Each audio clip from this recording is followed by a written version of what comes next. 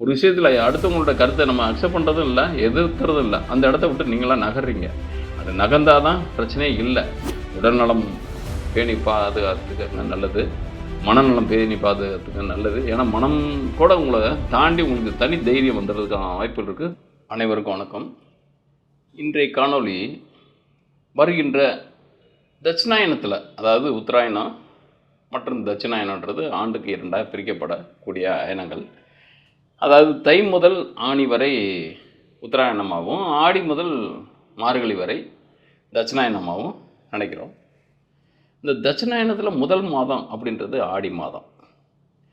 உத்தராயணத்துக்கும் தட்சிணாயனத்துக்கும் என்ன வேறுபாடு, என்ன முக்கியத்துவம் அப்படின்னு பார்க்குறப்ப, உத்தராயணத்தில் ஆண் கோள்கள் ஒரு ஜாதகத்தில் பார்த்தோம்னாக்கா உத்தராயண காலத்தில், அதாவது உங்களுக்கு மகரம் டு மிதுனம் வரைக்கும் இருக்கக்கூடிய கட்டத்தில் வந்து ஆண்கோள்கள் இருந்துச்சுனாக்கா அந்த கிரகங்களின் அடிப்படையில் ஆளுமை மிக்க தன்மையில் இருக்கக்கூடிய நபராக இருப்பாங்க. அதே நேரத்தில் இந்த தட்சிணாயன காலம் அப்படின்னு சொல்ல ஆடி முதல் மார்கழி வரை என்னது உங்களுக்கு கடகம் முதல் தனுசு வரை இருக்கக்கூடிய காலகட்டத்தில் பார்த்தீங்கன்னாக்கா உங்களுக்கு பெண்கோள்கள், அதாவது தேவர்களுக்கு வந்து ஒரு வருடமே 6 மாதம் பகலாகவும் 6 மாதம் இரவாகவும் இருக்கக்கூடிய தன்மையை குறிக்கிறதா இருக்குது. அதுலேருந்து ஆடி முதல் மார்கழி வரை அப்படின்றது கடகம் முதல் தை, அதாவது தை மாதம்னாக்கா தனுசு வரைக்கும் உள்ள மாதங்களை வந்து என்ன பண்ணுறோன்னாக்கா இந்த 6 மாதங்களையும் இரவு மாதங்களையும் கணக்கிட்டு அதன் அடிப்படையில் பார்த்திங்கனாக்கா குடும்ப விழாக்கள் அதிகமாக நடக்கிறதுக்கான வாய்ப்புகள் இருக்கும்.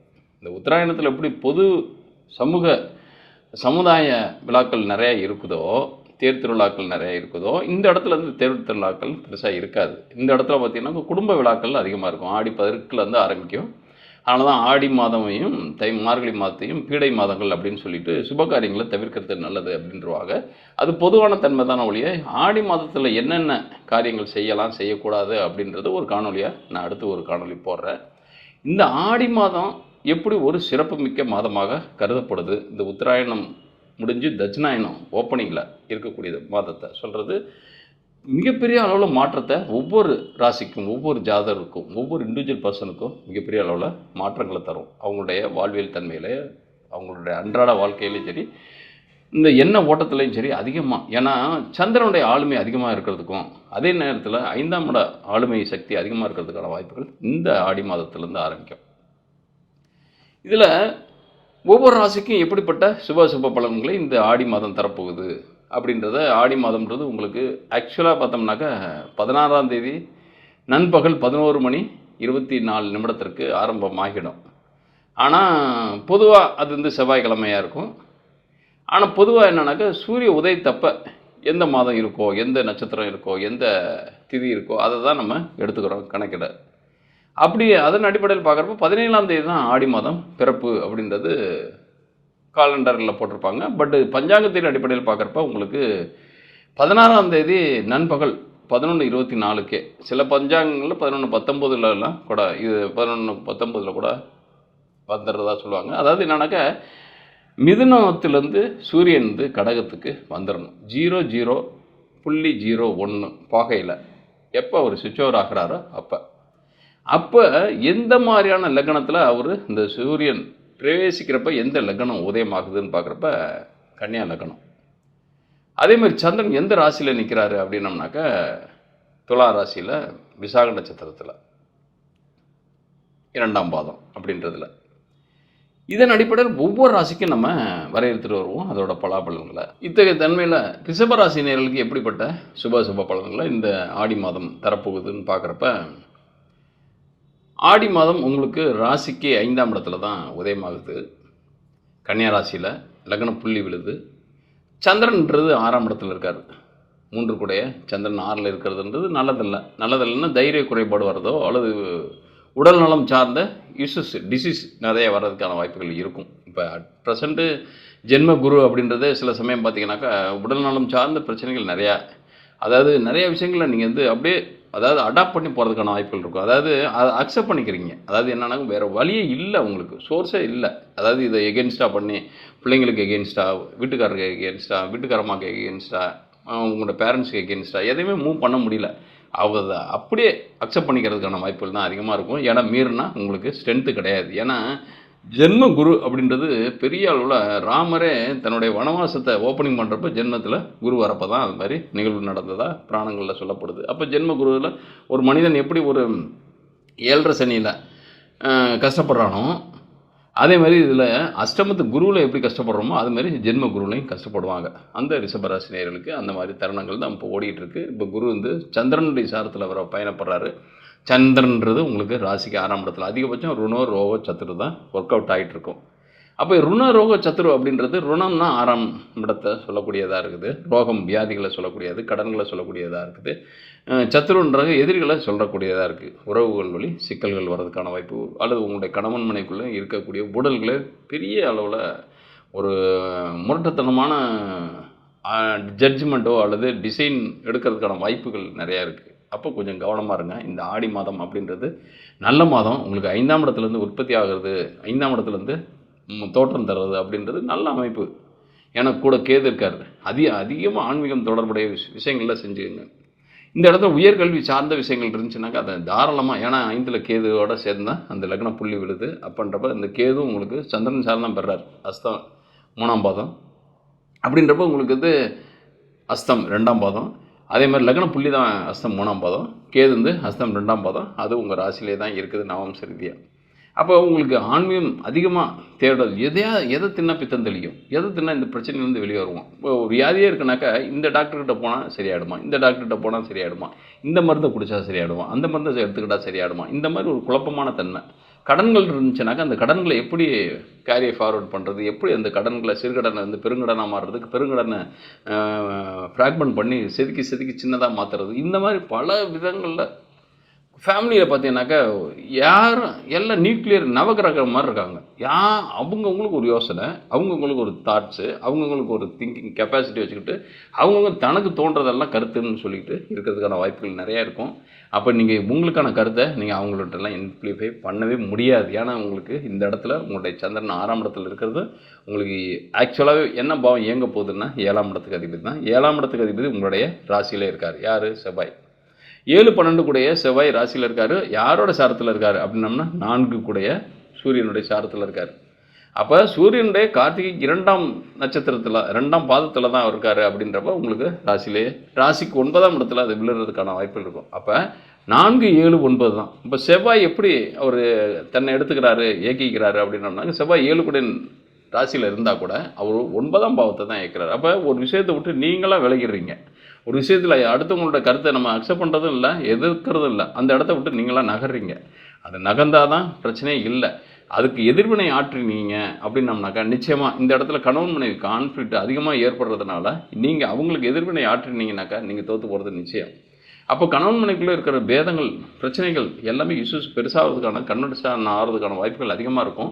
அப்போ 9 அப்படின்றது அந்த இடத்த விட்டு நீங்கள் மூவ் ஆகிறது பெஸ்ட்டு. ஏன்னா வேலை வழி சுயதொழில் செஞ்சிங்கனாலும் சரி ஒரு மாற்றங்கள் பார்க்கறதுக்கான வாய்ப்போ, வேலையில் இருந்தீங்க அப்படின்னம்னா அதில் ஒரு மாற்றங்கள் வர்றதுக்கான வாய்ப்புகள் நிறையவே இருக்குது. அப்போ ஜாப் வைஸ் இருக்கிறதுக்கு மட்டும் நீங்கள் உங்களுடைய ஜாபில் நீங்களாகவே இருந்துட்டு போயிடுங்க. ஏன்னா இதே மாதிரி வீட்டிலேருந்து அதிகமாக உங்களுடைய எந்த விதமான கருத்தை ஆஃபீஸில் நடக்கிறது வீட்டில் சொல்கிறது, வீட்டில் நடக்கிறது ஆஃபீஸில் சொல்கிறது, இந்த மாதிரி ஒரு உங்களுக்கு கருத்து பரிமாற்றம் அப்படின்றது நிச்சயமாக பிரச்சனைக்குரியதாக மாறிடும். ஏன்னா 3ஆம் இடத்துல புதன் மற்றும் யார் இருக்காருனாக்கா புதன், சுக்கிரன், சூரியன். சூரியன் 4 கூடையவர் யாரோட சேர்ந்திருக்காருன்னா சுக்கிரன் 6 கூடையவர்னு சேர்ந்திருக்காரு. 4, 6 சம்மந்தப்பட்டாலே சொத்து ஒளி சிக்கல்களும் உறவு ஒளி சிக்கல்களும் நிறையவே வரும். உடல் ரோதனைகள், அதாவது உடல் உபாதைகள், ரோதனைன்னு சொல்லாமல் உபாதைகள் நிறையா வர்றதுக்கான வாய்ப்பு இருக்கும். அப்போ உடல் நலம் அதிகமாக பேணுறது பெஸ்ட்டு. எனக்கு உங்களுக்கு லக்னத்திலேயே ராசிலேயே குருவும் செவ்வாயும் இருக்கிறது, குரு மங்கள யோகம்ன்றது நல்லது. ஏன்னா செவ்வாய் 7 கூடையவனு, குரு 8, 11 கூடையவர். செவ்வாய் நேச்சுரலாகவே செவ்வாய் நல்லவர். உங்களுக்கு குரு வந்து கெடுதலானவர். இப்போ ஜென்மத்தில் இருக்கார். ஜென்மத்தில் இருக்கிறப்ப 8 கூடை ஜென்மத்தில் இருக்கிறப்ப ஏதாவது எந்த விதமான ரொம்ப ரொம்ப கன்ஃபியூஸான நிலையும் உங்களுடைய ஒரு முடிவு எடுக்க முடியாத திறனும் தன்மையிலையும் இருக்கிறதுக்கான வாய்ப்புகள் இருக்கும். அப்போ இது எதன் அடிப்படையில் இருக்குனாக்கா சுயதொழில் செஞ்சிங்கனாக்கா அதில் இருக்கும். கணவன் மனைக்குள்ளே உறவுக்குள்ளே பார்த்திங்கன்னா அது இருக்கும். அதிகபட்சம் உறவுக்குள்ளே வந்து அது வந்து ஒரு 40+ தாண்டிட்டிங்கன்னா ஒன்றும் பிரச்சனை இல்லை. அதாவது உங்களோட ஏஜ் வயசு 40+ இருக்கீங்க, இப்போ ரன் ஆகிட்டுருக்கு, அந்த டயத்தில் தான் எனக்கு இந்த மாதிரி ஜென்மகுரு ஓடிட்டுருக்கு ரிஷபத்தில் அப்படின்னம்னா ஒன்றும் பிரச்சனை. அதாவது அது வந்து சகிச்சுட்டு போடுவீங்க. திருமணமாகி மினிமம் 5 வருடங்களுக்குள்ளே இருக்குது அப்படின்னம்னாக்கா 8ஆம் இடத்துக்கு அதிபதி ராசியிலே இருக்கிறப்ப, அது 7 கூடையோட சேர்ந்து இருக்கிறப்ப அவங்களோட பிரிஞ்சிருக்கிறதுக்கான வாய்ப்போ சம்மந்தமே இருக்காது. அவங்களுடைய சண்டை போடுறதுக்கான வாய்ப்புகள் நிறைய இருக்கும். அப்போ கொஞ்சம் பார்த்துக்கங்க. எனக்கு இந்த இடம் ரொம்ப ரொம்ப இந்த ஆடி மாதம்ன்றது நல்ல மாதம். நல்ல மாதம் மீன்ஸ் உங்களுக்கு 3ஆம் தைரியஸ்தானத்தில் சூரியன் இருக்கிறது, புதன் இருக்கிறது. யார் 2, 5 கூட புதன் 3ஆம் இடத்துல நல்ல கம்யூனிகேஷன் ஸ்கில் இருக்குது. நல்ல ஒரு ஹெல்த் வைஸ் நல்ல உங்களுடைய வோக்கல் நல்லா இருக்குது. நீங்கள் பேசினாலே அப்போ டீச்சிங், கோச்சிங், ட்ரைனிங் இந்த மாதிரி ஒரு செக்மெண்ட்டுக்குள்ளே அந்த மாதிரி ப்ராக்டிஸ் பண்ணக்கூடியவங்க மிகப்பெரிய அளவில் சைன் பண்ணுறதுக்கான வாய்ப்புகள் இருக்குது. தரவு ஒப்பந்த பிஸ்னஸுக்கு நல்லா ஜெயிக்கிறதுக்கான வாய்ப்புகள் இருக்குது. ரியல் எஸ்டேட் தொடர்புடைய பிஸ்னஸ்லாம் நல்லா ஜெயிக்கிறதுக்கான வாய்ப்புகள் இருக்குது. இந்த ஆடி மாதம்ன்றது மிகப்பெரிய அளவில் பொருளாதார ஒரு ரெவல்யூஷனை உங்களுக்கு உருவாக்கி தரதுக்கான வாய்ப்புகள் இருக்குது. ஏன்னா உங்களுக்கு ராசிக்கு 10ஆம் இடத்துல தான் சனி இருக்கார். 10ல் சனி இருந்தாலே பதவின்றது மிகப்பெரிய அளவில் ஒரு மாற்றம் ஏற்படும். அது குருசாரம் பெற்ற அப்போ திடீர்னு ஒரு பதவி மாறுதல் தரதோ, பதவி ஒளி உயர்வு தரதோ இதெல்லாமே நடக்கும். ஏன்னா 9ஆம் இடத்தை இயக்கக்கூடிய தன்மையில் தான் ராசிக்கு 7ஆம் இடத்துல, அதாவது ராசிக்கு 7ஆம் இடத்துக்கு அதிபதி செவ்வாய் உங்களுடைய ராசியிலே இருக்கார். அதாவது கார்த்திகை 2ஆம் பாதம்ன்றது, கார்த்திகை 2ஆம் பாதம்ன்றது நாம்ச ரீதியாக பார்த்தீங்கன்னாக்கா 9ஆம் பாவத்தை இயக்கம். அப்போ வேலையில் ஒரு உயர்வு, வேலை மாற்றம் நிச்சயம். தொழிலில் ஒரு பெரிய அபிவிருத்தி இனிஷியேட் பண்ணுறதுக்கான வாய்ப்புகள் நிறையா இருக்கும். ரிலேஷனுக்குள்ளேயும், கடன்களையும், நோய்களுக்குள்ளேயும் சின்னதாக ஒரு உடல் ரீதியாக, மன ரீதியாகவும் கொஞ்சம் பங்காகிறதுக்கான வாய்ப்புகள் இருக்குது. ஏன்னா இந்த இடத்துல 5 சிந்தனையை சொல்லக்கூடியது. அதே நேரத்தில் அந்த சுக்கிரன்றது, புதனும் சுக்கிரனும் நண்பர்கள் தான். ஆனால் இந்த இடத்துல சுக்கிரன்றது யாருனாக்கா உங்களுக்கு ராசியாதிபதியும் அவர் தான், 6 கூடையனும் அவர் தான். அப்போ 5ஆம் இடத்தும் மதிக்கட்டு போகிறதுக்கான வாய்ப்புகள் இருக்கும். அப்போ நீங்களே என்ன செய்கிறோன்றது தெரியாத தன்மையில் இருப்பீங்க. அதாவது என்ன செய்யணும்னா ஒரு விஷயத்துக்கு முடிவெடுக்க முடியாத தன்மையில் இருக்கிறது, வேற ஒன்றும் கிடையாது. அப்போ கன்ஃபியூஸான ஒரு குழப்பமான, எப்பவுமே 5, 8 சம்மந்தப்பட்டாலே குழப்பங்கள் நிறையா வர்றதுக்கான வாய்ப்புகள் இருக்கும். இந்த இடத்துல 8 கூடையன் ராசியிலே இருக்கான், யார் குரு. 5 கூடையர் 3ஆம் இடத்துல. அப்போ கம்யூனிகேஷனில் சில இடையூறுகள் நடக்கிறதுக்கான வாய்ப்போ அல்லது புரணி பேசுகிறதுக்கான வாய்ப்போ, அடுத்தது உங்கள்கிட்ட வேறு மாதிரி கேட்டு வேறு மாதிரி உங்கள்கிட்ட டிக்ளேர் பண்ணுறதுக்கான வாய்ப்போ, அல்லது நீங்கள் சொன்னதை வேறு மாதிரி கருத்தை எடுத்துகிட்டு பிரிந்து, அதாவது பிரித்து பேசுகிறதுக்கான வாய்ப்போ இருக்கும். அதுக்கு இடம் கொடுக்க வேண்டாம். ஏன்னா அந்த மாதிரி தன்மையில் தான் இருக்கும். அப்போ எதாக இருந்தாலும் நேரடியாக நீங்களே பேசுங்க. இன்னொருத்தட்ட சொல்கிறது அப்படின்றது அவங்களுடைய உட்கருத்து, தன்னுடைய கருத்தை, சொந்த கருத்தை இன்சைட் பண்ணி சொல்கிறதுக்கான வாய்ப்புகள் இருக்கும். அப்போ எதுவாக இருந்தாலும் நீங்களாம், ஏன்னா 2 கூடைய புதன் தான் 3ஆம் இடத்துல இருக்கார், நீங்கள் பேசினாலே சரியாயிடும். அதிகபட்சம் நீங்களாம் இன்வால்வ் ஆகி எதுவாக இருந்தாலும் மீடியேட்டர்னு ஒருத்தர் யாரையும் வச்சுக்காமல் நீங்கள் மீடியேட்டராக இருக்கலாம். பட் உங்களுக்கு மீடியேட்டர் யாருக்கு வேணாம். ஏன்னா மீடியேட்டர் இல்லாத தன்மையில், ஏன்னா புதன் வந்து உங்களுக்கு அழகாக இருக்கார் 3ஆம் இடத்துல. அவரும் புதன்ன்றது அது சுயசாரத்தில் இருக்கார், ஆயில்ய நட்சத்திரத்தில் இருக்கார். அப்படின்றப்ப மிகப்பெரிய அளவில் அனுகூலமான பலனை தருவார். அப்போ நீங்களாக கம்யூனிகேட் பண்ணிங்கன்னா, நீங்களாக ஒரு டிசிஷன் எடுத்திங்கன்னா அது சரியாயிடும். ஆனால் இந்த இடத்துல குழப்பங்கள்ன்றதுக்கு இடம் கொடுக்கறதுக்கான தன்மைகளை இழந்துடாதீங்க. ஏன்னா குழப்பங்கள் ஆட்டோமேட்டிக்காக வரும். ஏன்னா அதுக்கு யார் உங்களுடைய லைஃப் பார்ட்னரும் சரி, பிஸ்னஸ் பார்ட்னரும் சரி, உங்களை குழப்பறதுக்கான வாய்ப்புகள் நிறையா இருப்பாங்க. அவங்கள விட்டு விலகிருங்க, ஒதுங்கிருங்க. அவங்க வந்து அது மாதிரி ஆக்கி வைக்கிறாங்க அப்படின்னம்னாக்கா அதை வந்து நீங்கள் ஃபில்ட்ரு பண்ணிட்டு அதை ஒதுக்கிடுங்க.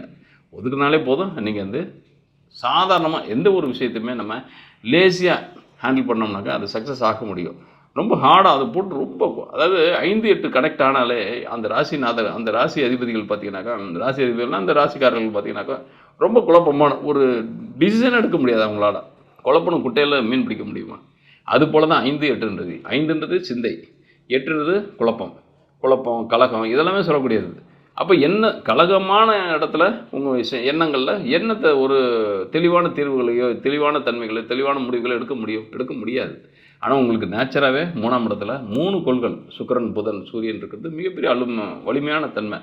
உடல்நலம் பேணி பாதுகாத்துக்க நல்லது, மனநலம் பேணி பாதுகாத்துக்க நல்லது. ஏன்னா மனம் கூட உங்களை தாண்டி உங்களுக்கு தனி தைரியம் வந்துடுறதுக்கான வாய்ப்புகள் இருக்குது. பட் உடல்நலம் சார்ந்த விஷயங்களில் நீங்கள் அடுத்தவங்களை டிபெண்ட் பண்ணி கொஞ்சம் சர்வேல் பண்ணுங்கள். இந்த ஆடி மாதன்றது மிகப்பெரிய அளவில் பொருளாதார ரீதியாக நல்லா ரெக்கவர் கொடுக்கும். ஆனால் உடல் ரீதியாக, மன ரீதியாக, உங்களுடைய லைஃப் பார்ட்னர் ரீதியாக கொஞ்சம் டிப்ரெஸை கொடுக்கும். அதே நேரத்தில் படிப்புன்றது மிகப்பெரிய அளவில் சக்ஸஸ்ஸு இந்த டைம் ஆஃப் பீரியடு கிடைக்கும். ஏன்னா உங்களுக்கு 5 பலம் பெற்று 3ஆம் இடத்துல இருக்கார் அப்படின்றப்ப, சுயசாரம் பெற்று இருக்கார் அப்படின்றப்ப மிகப்பெரிய அனுகூலமான பலன்கள். உயர் படிப்பு அப்படின்றது வெளிநாடு போகிறது, வேலை விஷயமாக வெளிநாடு பயணிக்கலாமா, அது தாராளமாக செய்கிறதுக்கான வாய்ப்புகள் இருக்குது. தொழில் வழி மாற்றத்தை அழகாக செய்யலாம். இந்த ஆடி மாதம்ன்றது ஒரு திருப்பு முனையாக அமைகிறதுக்கான வாய்ப்புகள் இருக்குது. இந்த காணொலி பார்க்குறவங்க உங்களுடைய கருத்துக்களை கமெண்ட் பாக்ஸில் பதிவிடுங்க. உங்களுடைய கருத்துக்களை, உங்களுடைய date of birth, time of birth, place of birth போட்டு உங்களுடைய கேள்விகளை பதிவிடுங்க. அதே நேரத்தில் உங்களுடைய ஜாதகத்தை ப்ரீஃபாக பார்க்கணும், அதை ப்ரீஃபாக உங்களுடைய ஜாதகத்தை பற்றி தெரிஞ்சுக்கணும் அப்படின்னம்னாக்கா திரையில் பார்க்கக்கூடிய நம்பருக்கு மெசேஜ் மட்டும் பண்ணுங்கள், யாரும் கால் பண்ணாதீங்க. ஏன்னா யாரும் இருக்க மாட்டாங்க எடுக்கிறதுக்கு. நீங்கள் வந்து மெசேஜ் பண்ணும் பட்சத்தில் அவங்க என்ன ப்ராக்ரஸ் சொல்கிறாங்களோ அதை கீப்பப் பண்ணும் பட்சத்தில் நீங்கள் உங்களுடைய ஜாதகத்துக்கு உண்டான பலனையும் உங்களுக்கு கேள்விக்கான பலனையும் தெளிவாக ப்ரீஃபாக டீட்டெயிலாக உங்களுக்கு வாய்ஸ் ரெக்கார்டாக நான் அனுப்பி வச்சிடுறேன். நன்றி, வணக்கம்.